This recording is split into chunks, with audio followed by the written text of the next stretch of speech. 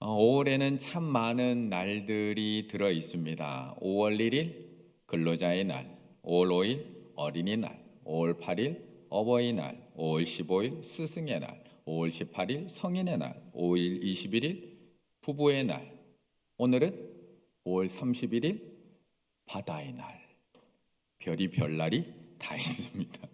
이처럼 우리는 참 많은 날들을 정해놓고 그 중요성을 잊지 않아야 된다라고 생각하면서 날들을 정해놓고 살아갑니다. 그럼 10월 15일은 무슨 날인지 아시나요? 10월 15일. 내 생일인데? 이런 분도 계실 수 있겠지만 10월 15일. 10월 15일은 유엔이 정한 세계 손 씻기의 날입니다. 세계 손 씻기의 날. 손 씻는 것이 우리의 건강에 그만큼 중요하다라는 것을 이야기합니다. 물론 우리가 코로나 이후에 이 손 씻는 것이 더 중요해지기는 했지만 사실 평상시에도 이 손 씻는 것은 건강한 생활의 출발점이라고 우리는 이야기하고 있습니다. 그래서 우리는 학교 갔다 온 아이들에게 늘 부모들은 이렇게 노래를 부릅니다. 손 좀 씻어라. 손 좀 씻고 앉아. 손 좀 씻고 먹어라. 씻었어요. 늘 집에서 일어나는 반복되는 일들입니다. 하루 종일 만지는 초인종, 하루 종일 만지는 엘리베이터 버튼, 하루 종일 만지는 동전, 버스 손잡이, 그리고 우리가 매일 손에서 놓지 않고 살아가는 이 스마트폰. 깨끗해 보이지만 그리 깨끗하지가 못합니다. 미국 애리조나 대학 연구팀이 이 스마트폰 표면을 세균 수를 조사해 봤더니 변기 시트보다 최대 10배 많은 세균이 검출이 됐습니다. 상당수의 기계에서는 화장실에서 나오는 유해 병원균이 발견되기도 했습니다. 그래서 그 이유까지 알아봤더니 왜 10배나 많은, 변기보다 10배나 많은 세균이 왜 발견되었을까 확인해 봤더니 우리가 화장실에서 핸드폰을 쓰기 때문이라고 이야기를 합니다. 화장실에서. 우리가 화장실을 사용한 이후에 물을 딱 내리게 되면 이 물보라와 함께 변기 속에 있던 미생물들이 최대 2m까지 공중으로 퍼져나가게 되는데 이것이 튀어나간 이후에 이 세균과 바이러스들이 다시 내려오는 과정에서 우리가 휴지거리 위에 올려놓았던 그 핸드폰 위에 고스란히 다 앉아 있다는 겁니다. 그러면서 우리는 손은 깨끗하게 씻고 나오는데 핸드폰은 몇 년 동안 그대로 사용하기 때문에 가능하면 화장실 갈 때는 핸드폰 가지고 가지 마세요 라고 이야기하고 있는 겁니다. 우리의 손 항상 깨끗하게 씻어야 합니다. 손만 잘 씻어도 많은 질병으로부터 우리는 예방할 수 있고 청결한 생활을 우리는 해나갈 수 있습니다. 그런데 우리가 신앙적으로 볼 때 손만 깨끗하면 그 사람이 청결한 사람일까요? 샤워만 자주 하고 목욕만 자주 하면 그 사람이 깨끗한 신앙, 청결한 신앙을 가지고 있는 사람일까? 8절의 말씀을 한번 읽겠습니다. 8절입니다. 마음이 마음이 청결한 자는 복이 있나니 그들이 하나님을 볼 것이며. 아멘. 사실 이 손 씻는 걸로 이야기하자면 이 손 씻는 것이 청결한 것이라고 이야기하자면 바리새인들을 이길 사람은 아무도 없습니다. 그들은 늘 불안해했습니다. 내 손이 더러워질까 봐 늘 불안했습니다. 내가 사용하는 이 항아리가 더러울까 봐, 내가 먹는 이 밥그릇이 더러울까 봐 늘 걱정하고 불안했던 사람들이 이 사람들입니다. 그래서 이 사람들은 늘 씻는 게 일입니다. 손도 씻고요, 그릇도 씻고요, 작은 것 하나까지도 더러워질까 봐 수백 가지 율법을 만들어 놓고 씻고 또 씻은 사람들입니다.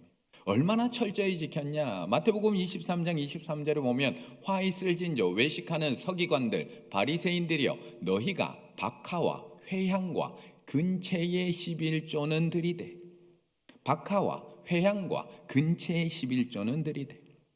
이들은 철저히 지켰습니다. 박하, 회향, 근체, 이거는 작은 식물입니다. 그냥 자기 집 마당에서 나는 이 작은 식물의 11조까지도 바리새인들은 빼놓지 않고 드렸다는 겁니다.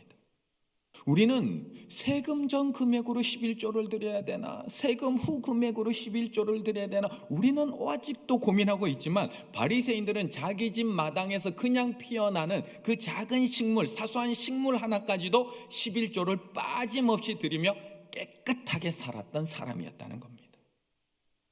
이것으로 만족했을까요? 이들이 이렇게 철저히 율법을 지키며 사는 바리새인들, 이 정도로 만족하지 않았습니다. 이들은 아직도 자신들이 부족하다고 생각했습니다. 더 깨끗해야 돼. 더 철저히 지켜야 돼. 11조뿐만 아니라 기도하는 시간, 금식, 구제헌금, 예배 철저하게 지켜야 해. 그러며 살았던 사람. 그래서 예수님이 오셨는데도 예수님한테 뭘 더 지켜야 됩니까? 라고 묻고 있는 겁니다. 누가복음 10장 25절. 어떤 율법사가 일어나 예수를 시험하여 이르되, 선생님, 내가 무엇을 하여 지금까지 이거 다 했는데 제가 뭘 더 해야지 영생을 얻으리까? 이걸 묻고 있는 겁니다. 바리새인들, 율법교사들, 이 서기관들의 관심은 내가 어떻게 하면 더 깨끗해질 수 있습니까? 어떻게 하면 죄를 안 짓고, 어떻게 하면 이 죄의 문제를 해결하고, 어떻게 하면 죄 지은 것을 다 씻어낼 수 있습니까? 그래서 하루에 수도 없이 손을 씻고 살아가는 겁니다. 마치 강박증에 걸린 사람처럼 손을 씻고 또 씻습니다. 더러운 것을 만지지도 않습니다. 보지도 않습니다. 심지어 밖에 나갔다 오면 누군가로부터 내가 안 좋은 소리를 들었을까 봐 귀도 물로 닦았던 사람들이 이 사람들입니다. 혹시 내 귀가 죄를 짓지 않았을까? 그리고 이스라엘 백성들에게도 그렇게 청결하게 살아가야 한다는 것을 가르치고 지키게 했던 종교 지도자들이었습니다. 그러니 그들의 가르침을 받고 살아온 이스라엘 백성들의 지금 마음은 어떨까요? 자신들은 지키지도 못할 그런 전통과 규례를 계속해서 만들어내는 이 바리새인과 율법 교사들이 이렇게 살아야지 깨끗한 것이라고, 이렇게 수도 없이 손을 씻어야지, 이렇게 그릇을 씻고 귀를 씻어야지 깨끗한다고 강조하는 저들의 613가지의 율법을 다 지킬 수 없었던 이스라엘 백성들의 마음은 어땠을까요? 대부분의 이스라엘 백성들은 좌절할 수밖에 없었습니다. 내가 아무리 철저히 지키려고 해도 다 지킬 수 없는 수백 가지의 이 율법 앞에서 매일 죄책감에 사로잡혀 살 수밖에 없었다는 겁니다. 나는 더러운 사람이구나. 이래서 나는 더러운 사람이구나. 내가 이거 하나 제대로 못 지키는 더러운 사람이었구나. 손 하나 깨끗하게 씻지 못하고 귀 하나 깨끗하게 씻지 못하며 사는 사람이었구나. 그래서 하나님께서 더러운 나에게는 복을 주시지 않는 거구나. 이스라엘 백성들은 이들의 가르침 앞에서 근심하고 좌절하고 날마다 죄책감에서 벗어날 수가 없었던 겁니다. 그런데 예수님은 이렇게 가르치는 바리새인들을 깨끗하다고 하신 적이 한 번도 없습니다.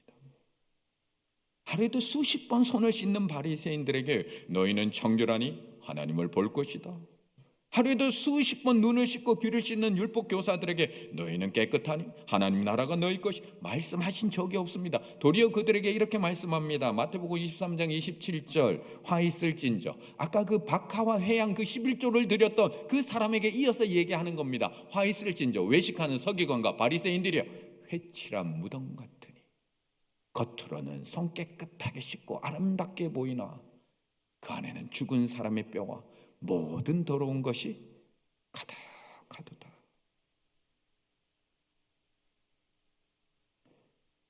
그렇다면 우리는 마음이 청결해질 수 없는 것일까요?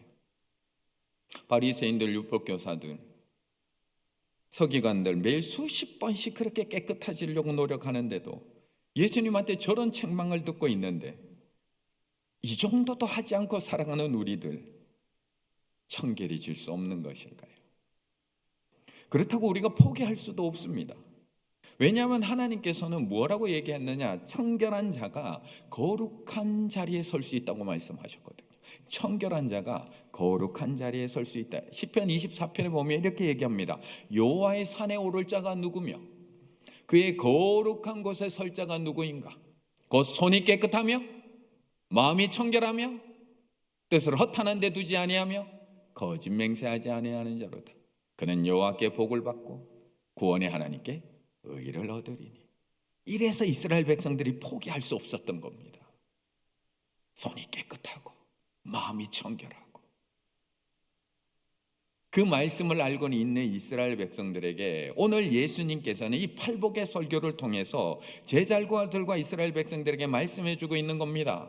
계속 손을 깨끗이 씻어야 깨끗해진다라고 하는 바리새인들과 율법 교사들의 가르침에 괴로워하고 있는 우리들을 위해서 어떻게 해야지 마음이 청결해질 수 있는지, 어떻게 해야 손만 깨끗해지는 것이 아니라 마음이 청결하게 되어서 거룩한 곳에 설 수 있는지를 말씀해 주고 있는 겁니다.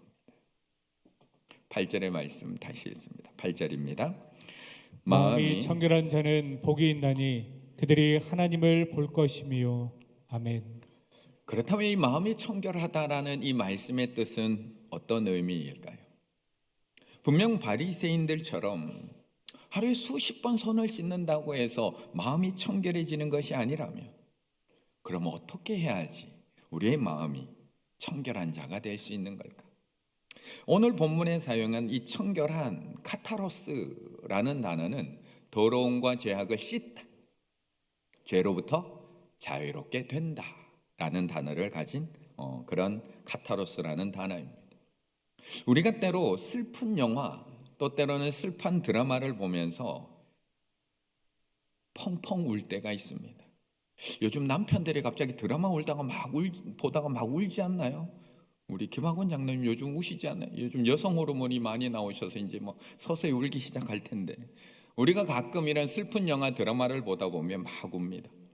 그런데 그러고 나면 뭔가 속이 이렇게 풀리는 느낌을 받게 됩니다. 또 때로는 우리 마음이 깨끗해지는 느낌, 뭔가 우리 마음에 끼어있는 불순물이 사라지는 그런 느낌을 받습니다. 그때 우리는 그거를 카타르시스를 느낀다라고 이야기합니다. 카타르시스, 정화. 이 카타르시스의 원형이 바로 오늘 본문에 사용된 카타로스, 청결한이라는 단어의 뜻입니다. 이 청결한 카타로스는 두 가지 의미를 갖고 있습니다. 하나는 다른 것과 섞이지 않은 순전함, 다른 것하고 섞이지 않은 순전함.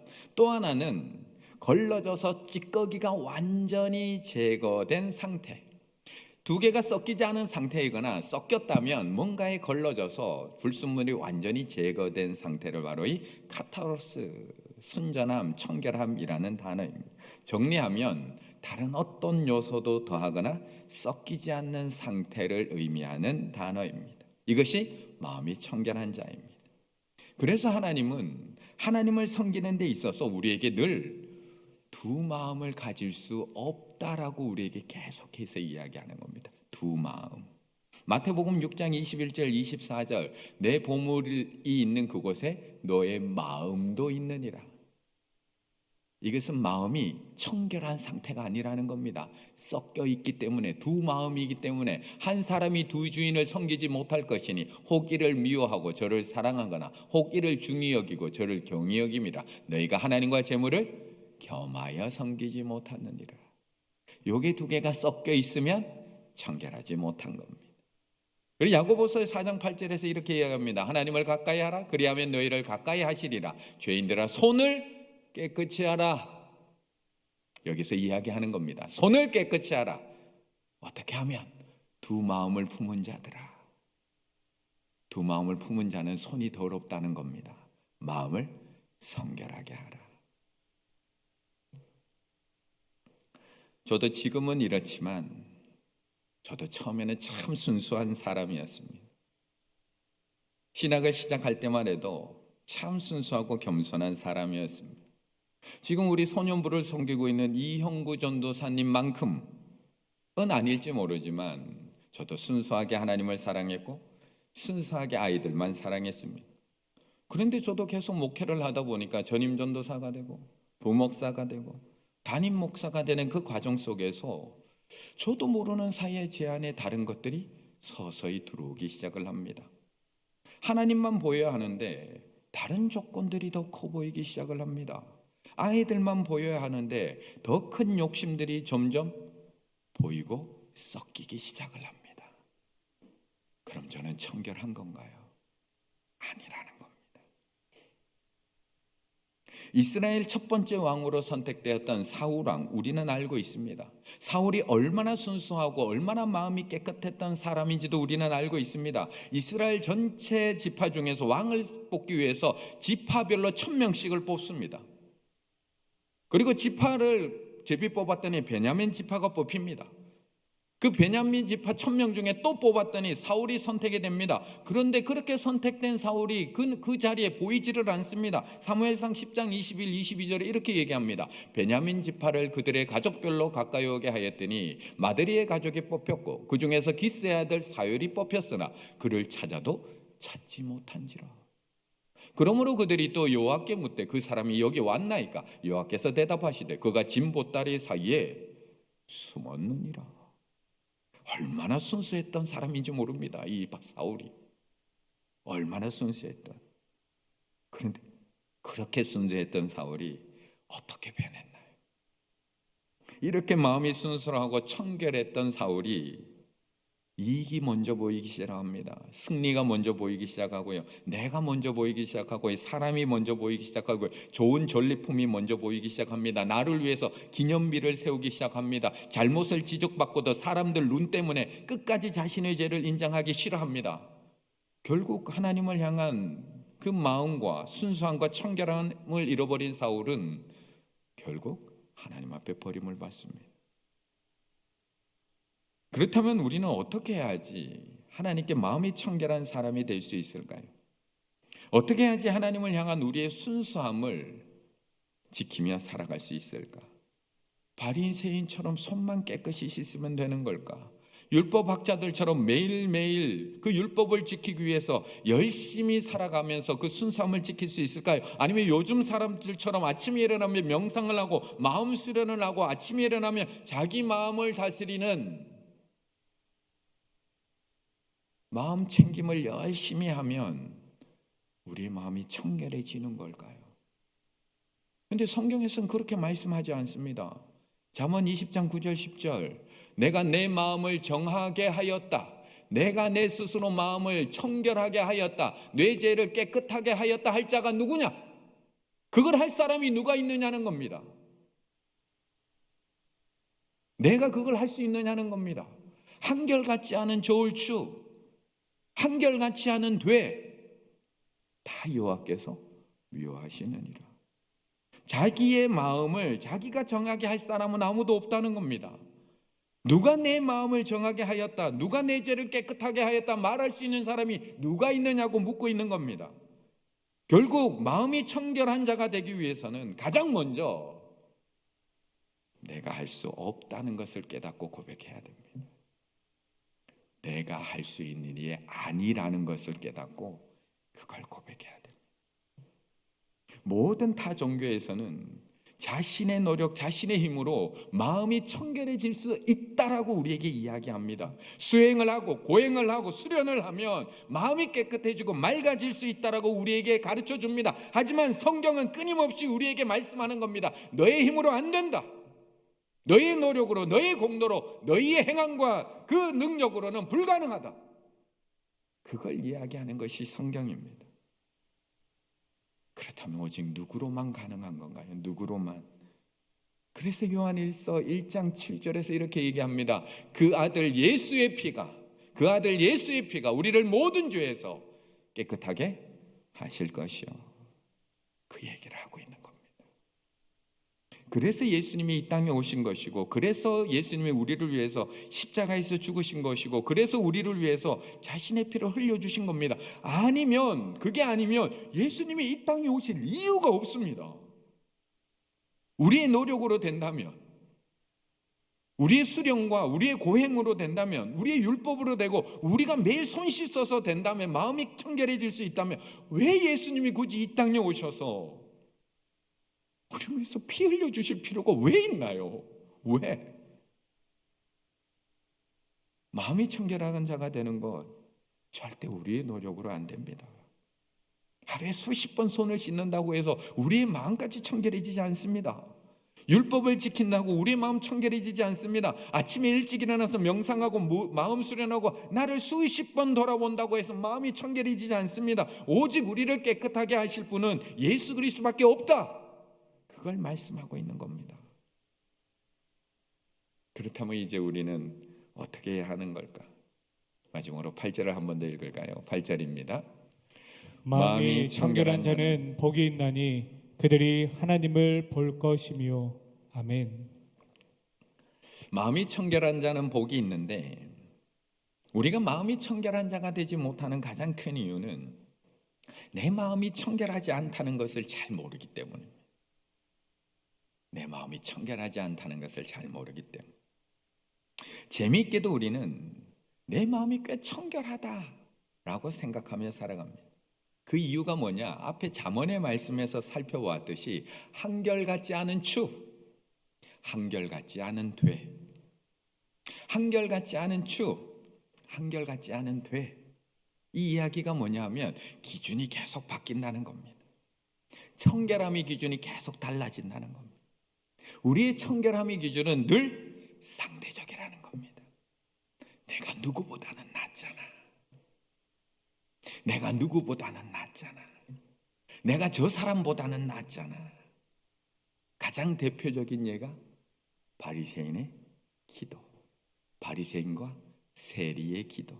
누가복음 18장 11절. 바리새인이 서서 따로 기도하여 이르되 하나님이여 나는 다른 사람들 곧 토색, 불의, 간음하는 자들과 같지 아니하고 이 세리와도 같지 아니함을 감사나이다.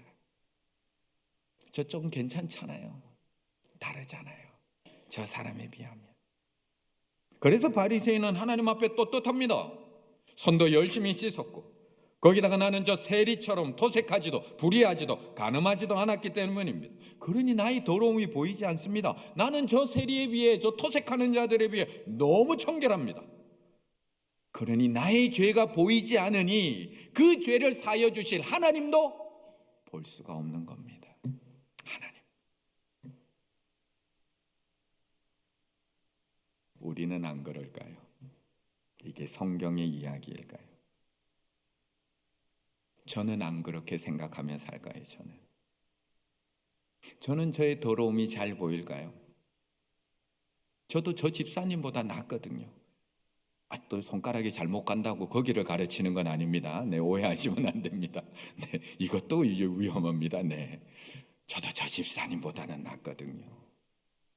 저도 주일만 교회 나오는 저 성도님보다 낫거든요. 저도 저 뒤에 있는 우리 부교육자들보다는 낫거든요. 저도 한 달 내내 성경 한 장 안 읽은 저 집사님보다 낫거든요. 봉사 안 하는 저 권사님보다 훨씬 낫거든요. 행동이 옳지 못한 그 성도님보다 제가 훨씬 낫거든요. 그러니 저의 더러움이 잘 보이지 않습니다. 물론 제가 말할 때는 형식적으로 앞에 수식어 꼭 붙입니다. 나도 잘하는 건 아니지만, 나도 부족하지만, 앞에 수식어는 잘 붙입니다. 하지만 이 수식어가 나의 부족함을 고백하기 위함일까요? 아니면 다른 사람의 부족함을 고발하기 위함일까요? 이 수식어가 우리가 붙이는. 기도 많이 하는 분들은 기도의 기준으로, 봉사 많이 하는 분들은 봉사의 기준으로, 성경 많이 읽는 분들은 성경의 기준으로, 나눔 잘 하시는 분들은 나눔의 기준으로, 금요 기도에 열심히 나오는 분들은 기도회를 기준으로 비교해 보면 이 정도면 나는 청결하고 이 정도면 나는 잘하고 있다고 착각합니다. 그런데 우리를 바라보시는 하나님의 기준은 무엇일까요? 무엇을 기준으로 하나님이 우리를 바라보고 계실까? 마태복음 5장 48절에서 우리에게 이렇게 얘기합니다. 그러므로 하늘에 계신 너희 아버지의 온전하심과 같이 너희도, 이게 하나님의 기준입니다. 우리는 저 집사님, 저 성도님, 저 권사님을 기준으로 나를 판단하고 계속 추가 흔들리고 계속 되가 바뀌지만 하나님은 이렇게 말씀합니다. 그렇기 때문에 마음의 청결함 내 힘으로 해결할 수 없습니다.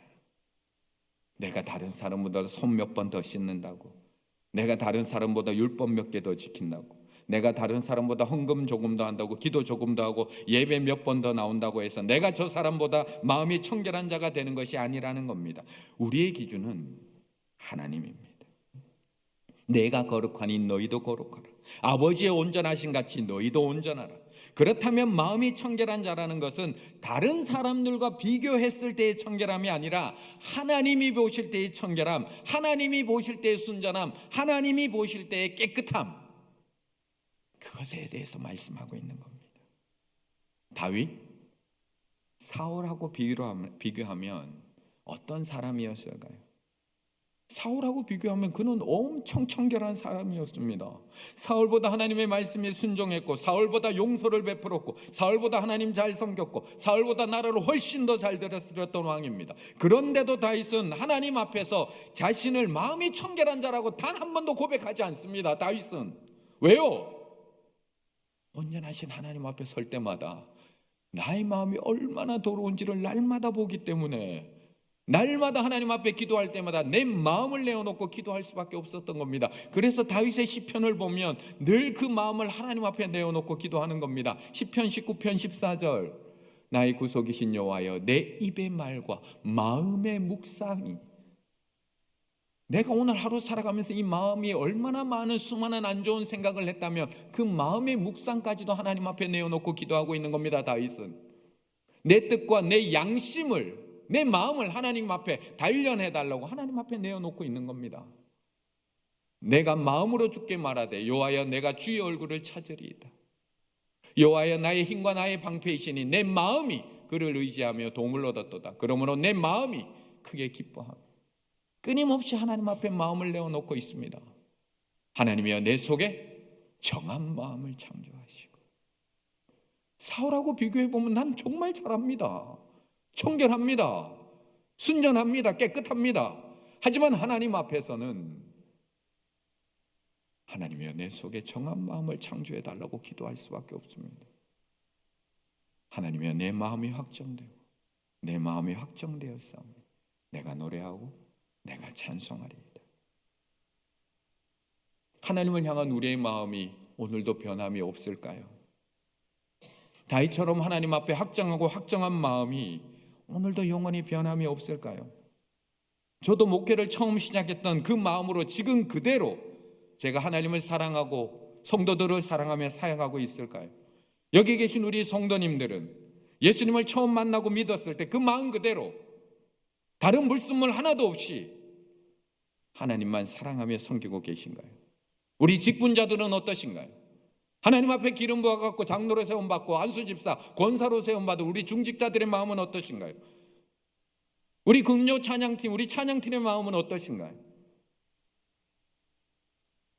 사실 새 마음은 하나님이 다윗에게만 주신 마음이 아닙니다. 이 새 마음은 사울에게도 하나님은 동일한 마음을 주셨습니다. 사무엘상 10장 9절에 보면 사울이 사무엘에게 떠나려고, 이 사울의 이야기입니다. 사울이 왕으로 세움받을 때 사울이 사무엘에게서 떠나려고 몸을 돌이킬 때에 하나님이 무슨 마음요? 새 마음을 주셨고 그날 그 징조도 다 응하니라. 사울에게 새 마음 안 주신 게 아닙니다. 주셨습니다. 똑같이. 처음에는 사울도 청결한 자였습니다.